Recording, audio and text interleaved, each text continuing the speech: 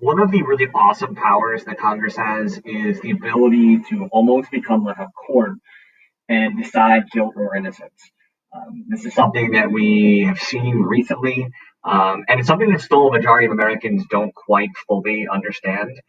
So, one of the things that can happen is that Article 1 of the Constitution specifies that essentially Congress, if it accuses somebody of committing treason, bribery, high crimes, or misdemeanors. So, I think you know what treason is, you know what bribery is.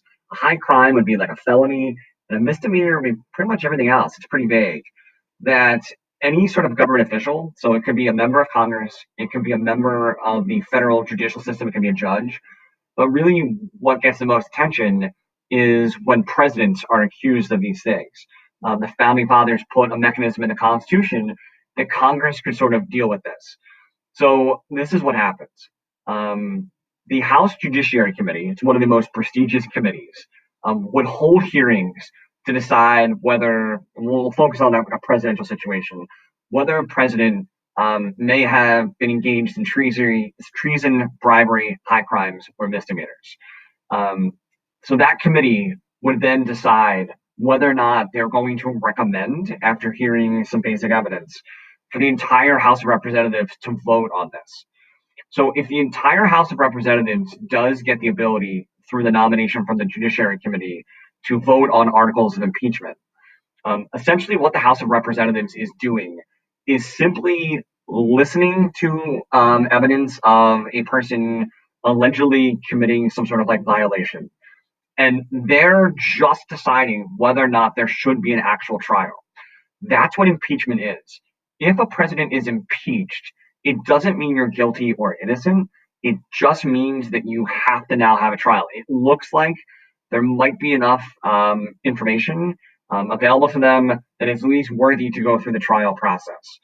So the House of Representatives is responsible for impeachment or deciding on whether or not there has to be a trial. In order to get impeachment, to have the trial, you need a majority vote of the House of Reps. So that's 218 of the 435 members have to agree to actually impeach a president. So we've had three impeached presidents. All this means is that these three individuals were forced by the House of Representatives to go to step two, which is actually the trial part. This is Andrew Johnson, who was impeached in the 1860s, Bill Clinton, who was impeached in the 1990s, and obviously Donald Trump, who was impeached last year.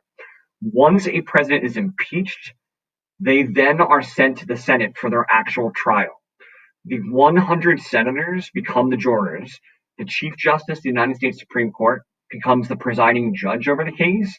And then it works like a normal case that you would typically see, where there's evidence and objections and cross examinations and like that kind of stuff. And then the Senate at the end of the trial would actually vote on guilt or innocence. You need a 2/3 vote to convict. So it's not a majority. You've now bumped up the threshold to 2/3.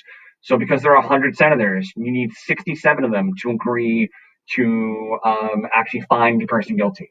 Of the three impeached presidents, meaning they were accused of wrongdoing by the House and sent to the Senate for a trial, all three were found not guilty in their trial.